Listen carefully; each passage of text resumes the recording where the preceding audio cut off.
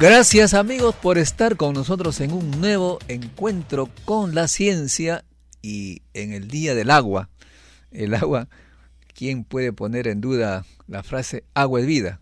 Sin agua no habría vida en la tierra. Es más, si solamente hubiera el 50% del agua que existe actualmente, tampoco habría posibilidades de una vida tal cual la conocemos. Sobre este tema vamos a hablar hoy día con dos profesionales de alto nivel, mucha experiencia sobre el tema. En primer lugar, sobre el agua subterránea que ha empapado la cordillera de los Andes y que no sabemos aprovechar.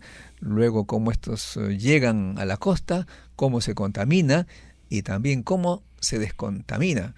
Para la parte de la hidrología, de los acuíferos, vamos a hablar con el ingeniero Rómulo Mucho, que ha sido presidente del INGEMET. Gran experiencia entonces en este campo, como vamos a ver. Y después estaremos con el doctor Tomás Agurto, decano de la Facultad de Biología de la Universidad Ricardo Palma. Él, por supuesto, está del otro lado, es decir, recibe las aguas y las descontamina, les aplica todos los procesos de química y de biología que dominan en la Universidad Ricardo Palma para brindarnos un agua pues potable y sin problemas. Y por supuesto monitorear también la calidad del agua y dan servicios a las empresas, etcétera. De eso vamos a hablar, amigos. Entonces comenzamos con el primer tema.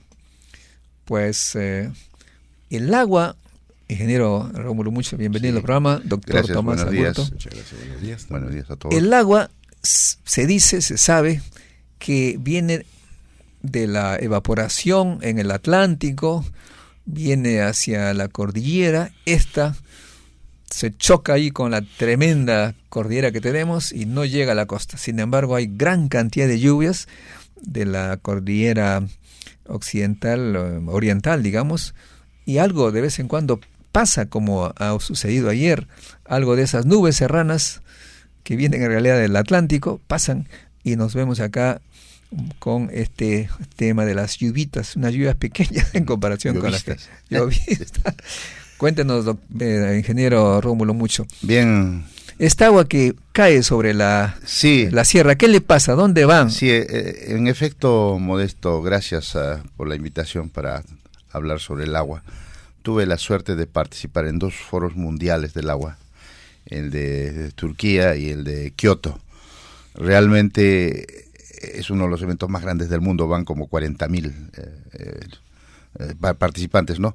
Y se discuten todo el tema del agua, la gestión, las grandes presas, cómo guardar agua. Y fíjate que el Perú es uno de los países con más alto disponibilidad per cápita. Somos el 10º país en disponibilidad de agua. Tenemos más o menos a cada peruano le corresponde 74.000 metros cúbicos. Por eso se dice que Dios es peruano.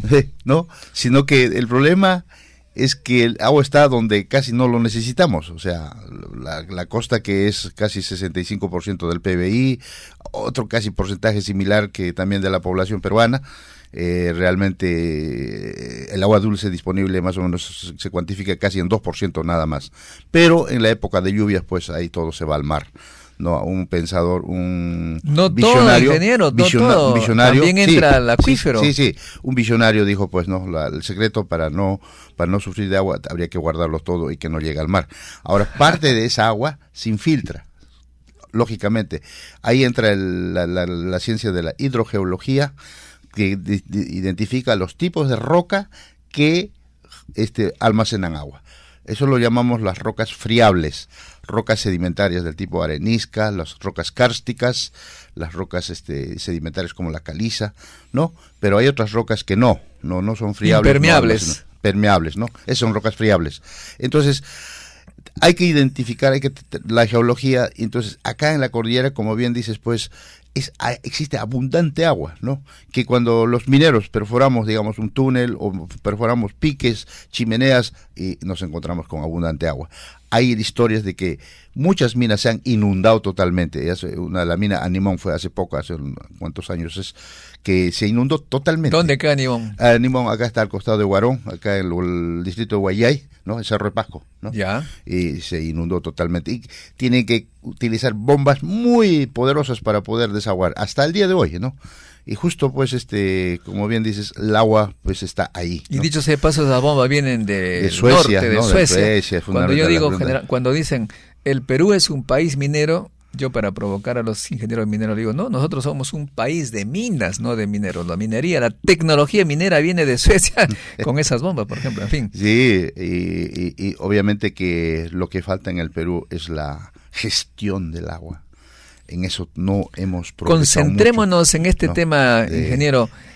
Como usted ha señalado, estos kársticos, areniscas, etcétera, sí, son interrumpidas también por rocas volcánicas impermeables. Eso, las y se hacen fallas, unas tremendas represas subterráneas que están ahí estancadas porque no hay por dónde salga. Así es, son acuíferos, ¿no? Acuíferos, los acuíferos se almacenan aguas subterráneas, pueden estar miles de años. Los acuitardos. Los acuitardos, ¿no? Y nosotros casualmente empezamos un proyecto del plan hidrogeológico que no lo culminamos, por cierto, porque nos faltó economía. Creo que ahora siguen avanzando. Hay pueblos que viven del agua, por ejemplo, en Cusco, ¿no? Conoces tú bien eso. Claro. Hay un acuífero que se explota muy bien. En Tacna también, pues ya han sobreexplotado el acuífero Caplina, el acuífero Sama, ¿no? Y también acá en todo el norte. Acá Lima es casi 40% del agua que disponemos es de los acuíferos, o sea, del subsuelo. Entonces, y además tenemos el túnel Gratón, que sale 5 metros cúbicos por segundo por San Mateo. Si no fuera el Gratón, no habría agua en el Rímac. Exactamente. Totalmente. Y eso significó un túnel o una mina, digamos, de agua de 11 kilómetros contra la cordillera. Eso significa, ingeniero, que nosotros podríamos hacer otros túneles y van a salir abundante agua. Exactamente. Y el día que hagamos, por ejemplo, el túnel trasandino, que es tu proyecto. Sí, sería el primero que lo hagamos. La pregunta es ¿por qué no lo hacemos? Y a mí el cerebro me comienza a vibrar cuando escucho que se quejan que no tenemos agua, que va a pasar, que no sé cuánto, cuando ahí tenemos repleta la cordillera. No entiendo. Nunca acabar el problema, por ejemplo, el tráfico por el centro, no subir hasta Ticlo, hasta casi 5.000 metros y bajar. El túnel del Trasandino, 23 kilómetros más o menos de Río Blanco, sale en Yauli, nos ahorraría en primer lugar tiempo como 2 horas. Y segundo, agua. Atravesar ese cordillera, no sé cuánta agua, metros cúbicos, no, ahí una torrente, unos ríos de agua. Tienes otro río. Y aparte de eso encontraríamos minerales porque además atravesaríamos pues toda la estructura de la cordillera, ¿no? Que dicho sea paso, aquí en este programa hemos sostenido que por lo menos de la parte centro para el norte, el cambio climático no nos va a afectar mucho porque si bien es cierto desaparecen los glaciares, va a haber lluvias y va a haber acuíferos y por lo tanto en lugar de estar quejándonos a cada rato hay que hacer pues túneles como el Gratón y como el que usted señala, que al mismo tiempo de resolver el problema del tráfico resuelve el problema del agua. Alguna vez escribí un artículo, decía, si necesitamos agua en la costa, tenemos que construir grandes ductos para traer agua de la vertiente del Atlántico. Si bien es cierto nuestro territorio, en la parte norte es mucho más cerca a la vertiente Atlántico a la costa, casualmente Olmos, ¿no? Solo necesitó perforar 21 kilómetros y ya tienes agua del Atlántico a la costa. En cambio, bajamos más, en cambio en el sur sí tienes que perforar 600, 500, 800 kilómetros, como el caso de Condoroma, ¿no? El proyecto Majes lleva agua de Condoroma, aguas que van al Atlántico para el Pacífico. Es muy caro, demasiado caro, pero es una necesidad. Yo dije siempre, en algún momento de la historia vamos a tener que traer agua de la vertiente del Atlántico, pero ahora hacer ahora un túnel, eso es también traer el agua que normalmente queda allí cuando se rebalsa totalmente la lluvia, el agua se va pues a la selva. Y si es que nosotros hacemos estos túneles, pues va a haber una descarga continua, pues, ¿no? Por drenaje, pues, ¿no? Cuando no hay lluvias, claro. En septiembre, noviembre tendremos esa agua en gran cantidad y luego la siguiente periodo de lluvia se va a llenar. E incluso hemos visto que en el túnel Gratón puede que no lleva 2 años, sigue saliendo agua. Porque las represas son gigantescas. Sí. Yo no me explico por qué agua algunos, almacenada en la cordillera de los Andes. Algunos son candidatos, colchones de agua que existen, ¿no? Algunos candidatos he escuchado que hablan de desalinización de agua, que es una cosa que gasta energía, que contamina, etcétera, y no se les ocurre esta solución. También. Uno hace un túnel y tiene agua sin necesidad de energía, se gasta una sola vez y sale el agua ya sin ningún tipo de mantenimiento complejo. Sí, no? Es totalmente cierto, Modesto. También esto de la desalación o desalinización es una respuesta ante cualquier circunstancia. Bueno, el mundo si tenemos un túnel ya no necesitaríamos comprar máquinas complejas. Sí, pero conforme aumenta la huella hídrica de las cosas y aumenta el consumo per cápita, posiblemente en ciertas zonas de la costa peruana tengan que usar agua desalinizada. También, dicho sea de paso, te conozco también esa tecnología, estuve hace poco en Corea. La empresa Doosan es ahorita campeón mundial desalinizando agua del mar, porque antes eran los dos monstruos de la energía, que eran Siemens y General Electric, son los que se habían dedicado a la desalinización del agua. Hoy ya han sido desplazados por Doosan, ¿no? La empresa Doosan, y los costos también, muy competitivos, por cierto. Cada vez más barato, muy bien. Estamos hablando más o menos de 0.6, porque también depende hasta dónde quieres desalinizar, porque hasta el agua industrial, ingeniero, normal, ¿no? El tiempo es breve. No. El tiempo es breve aquí. Sí, quisiera hacer una preguntita así sobre este tema de los acuíferos. Usted conoce que en el sur, por Tacna, se trató de hacer desviar un río para regar un valle, y se comenzó a hacer un túnel para llegar al río, ¿no? A través de los cerros, y no llegaron ni a la mitad, y de los mismos acuíferos ya tenían el agua, o sea que no necesitaron llegar hasta el río del otro lado, ya tuvieron agua en gran cantidad. Eso es una prueba. Sí, ¿no? Es cierto. Tacna tiene 2 acuífero Sama y el acuífero Caplina, ¿no? Y ahora, hoy tienen problemas porque en la cordillera ya no hay la misma precipitación fluvial de antes. Entonces, uno de los problemas grandes de Tacna es eso, agua. ¿De dónde sacamos? Hay muchas soluciones, ¿no? Uno es, digamos, desviar o derivar pues de una cuenca a otra cuenca, como se hace en Arequipa. Ahora para la cuenca, para represas Pillones o las otras represas, desvían el río Colca, ¿no? Entonces, ese es pues, la ingeniería va encontrando, pues la ciencia y la ingeniería tienen respuesta para eso, ¿no? Y Olmos, por ejemplo, se ha hecho no sé cuántos kilómetros. 21 kilómetros. Y me imagino, usted debe conocer eso. Sí, supongo que también encontraron agua al hacer esa tremenda túnel. Sí, por supuesto. Me da la impresión, por ratos, pienso que es de repente estoy totalmente equivocado, que ni siquiera hubiera necesitado llegar hasta la laguna de arriba, ya en mitad de camino teníamos agua. No, sino que el caudal que necesitaba era bastante, ¿no? O sea, que había más necesidad. La presa Limón en el río Huancabamba, ya. Y de ahí se capta el agua y que va a permitir irrigar en la primera etapa 40.000 hectáreas. Bueno, se siembra. Necesitaba más, ¿no es cierto? Sí, por eso es que más. Pero ya se tenía agua a mitad de camino de túnel, digamos. Así es. Pero si hacemos otros túneles en varios sitios, vamos a tener más agua. Claro. O sea, también que es el proyecto Alto Piura, ¿no? Alto Piura, que está detenido ahora, también ahí es un tema muy importante que vamos a seguir tratando. En el segundo bloque vamos a tratar ahora el tema de la contaminación de la minería, que usted conoce muy bien. Gracias, amigos, por seguir con nosotros en este encuentro con la ciencia.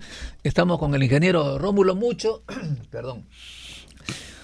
expresidente del Ingemet, pero también congresista, otros importante que es Ingemet, y con el doctor Tomás Agurto, biólogo, decano de la Facultad de Biología de la Universidad Ricardo Palma.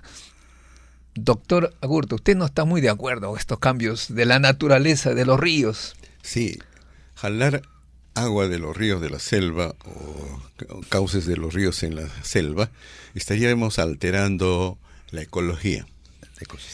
Todos los ecosistemas, cada cual tiene su propia vegetación, especies animales y vegetales, pero sí perforando. se han demostrado en Ica, en Tumbes, en Piura, grandes extensiones de arenales, ahora son zonas agrícolas. Han tenido que venir otros técnicos, científicos de otros países para demostrarnos que sí, ahí se puede cultivar, y las grandes langostineras que hay ahora en Tumbes de Piura, creo que sea que 100 veces más que hace en estos 2 años últimos, y las alcachofas de Ica. Y ahora quieren entrar ya con más uvas, porque la cantidad de uvas que producimos en el Perú no nos igualamos con nadie. Por eso la calidad de nuestros vinos no se iguala con los argentinos, por ejemplo, ¿no? Sí. ¿Qué dice? No están de acuerdo con tus proyectos de desviar ríos, pero sí los acuíferos. El tema es que la necesidad pues nos obliga, ¿no? El agua está donde se requiere, no está donde se requiere, entonces es necesario hacer estos grandes trasvases. Bueno, la necesidad. Necesidad. Por eso entramos a la huella hídrica, entramos al tema del consumo per cápita, y cada planta, por ejemplo, cuántos litros de agua se necesita para producir un kilo de uva, no, todas las plantas tienen un consumo. El que más consume es el arroz, más o menos consume casi 30.000 metros cúbicos por hectárea, por cosecha. Muy bien. Usted ha hablado de necesidad. Nosotros en nuestro Centro de Preparación para Ciencia y Tecnología, que hacemos investigaciones en diversos campos, nos hemos preocupado por la minería llamada informal, y hemos entrevistado a los mineros informales que han convertido, muchos de ellos, sus chacras, sus terrenos de cultivo propios, en charcos de estas reprocesadoras con ácido de todo tipo. Y cuando yo les pregunto, o le preguntamos ¿por qué destruyen para siempre sus tierras? Esto ya no va a quedar nada. Ellos dicen, bueno, lo que trabajamos no nos pagan bien, no nos alcanza, de modo que nosotros vamos a hacer esto para vender algo de mineral, y con la plata educaremos a nuestros hijos y nos iremos para siempre de este sitio.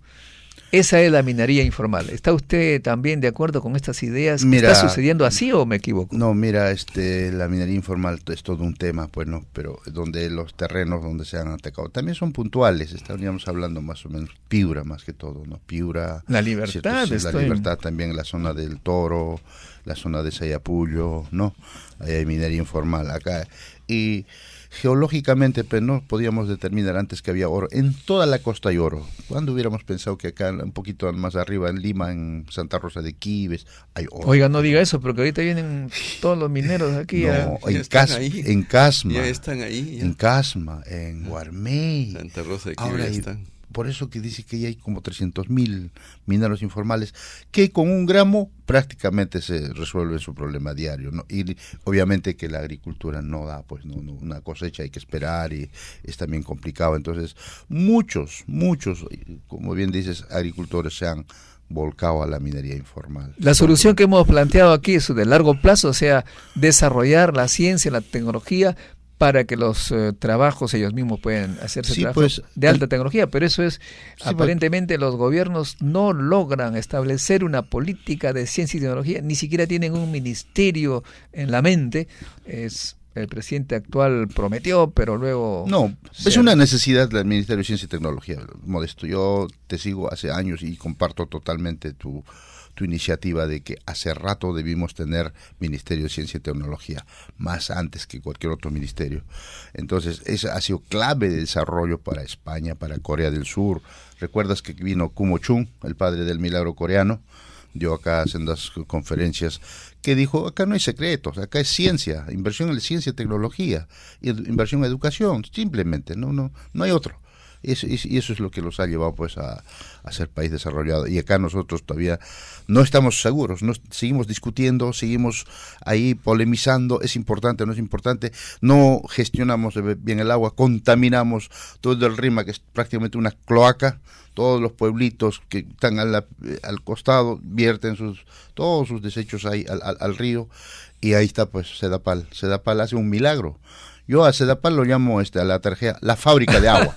Es una fábrica de agua, porque lo que entra es terrible. No sé si ustedes han conocemos visto, hasta ¿no? Pierna de chancho.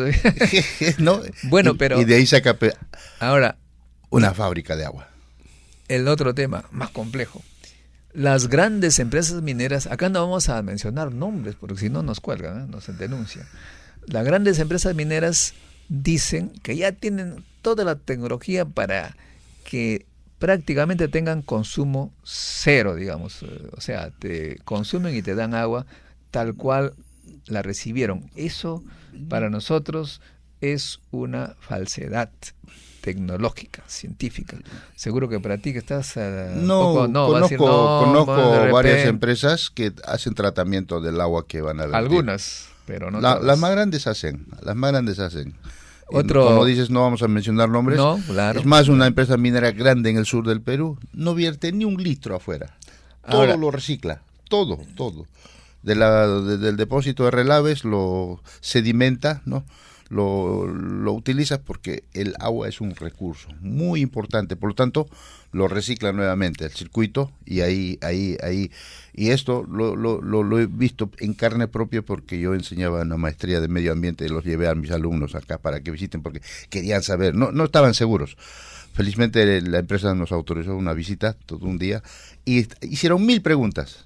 Inclusive dijeron, acá se filtra, seguramente está yendo. No, le dijo el técnico, el que estaba ahí. Acá tenemos 500 piezómetros, dijo, profundidad hasta 500, hasta 1000 metros. Porque si tú perforas, sí puedes fácilmente determinar si hay dinámica de agua subterránea abajo. No había. O sea, estaba científicamente, técnicamente demostrado. Sí hay buenos casos, Modesto, sí hay buenos casos. Pero los pequeños, los informales, pequeñas minas, todavía, claro que cuesta más, ¿no? Cuesta más. Hay que invertir más. Y si no hay agua, no hay vida, como bien dices, porque no solamente gracias al agua tenemos esta energía, no porque se genere una hidroeléctrica, porque todas las grandes plantas nucleares, las plantas térmicas acá en Lurín, que tenemos ahora como 4 o 5 plantas grandes de casi 250, ahí hay casi 3.000 megas instalados ahorita, ¿no? En plantas térmicas, gracias al agua. Porque el agua lo sacan del mar. Perfecto. Y lo hacen para refrigerar. El agua se utiliza para refrigerar todos los reactores, ¿no? Y vuelve, ni siquiera lo tocan al agua. Simplemente pasa por el circuito y otra vez ya vuelve al mar, ¿no? O sea, es tan importante, ¿no? Muy importante el agua. Y es el caso de Fukushima, ¿no? Fukushima, la central nuclear. ¿Qué pasó? Cuando hubo el sismo, se rompió el ducto del agua que salía del mar y ya no refrigeraba el reactor. Esa fue la causa. Ya no nos vayamos muy lejos. Bueno, discúlpame. Te emocionas tú. Bueno, pero otro tema es que también he escuchado, y me parece una frase un poco provocadora. Dice, la minería solamente usa el 1.5% del agua que consume el Perú. Puede que esa cifra sea verdadera, pero no significa, para mí, casi nada. ¿Por qué razón? Porque yo puedo utilizar el agua en poquita cantidad, pero la puedo contaminar de tal manera que todo se contamina. Es como decirme, por ejemplo, ¿qué porcentaje del oxígeno consume las petroleras, las térmicas, etcétera? Será de repente muy poco respecto a lo que hay en la atmósfera.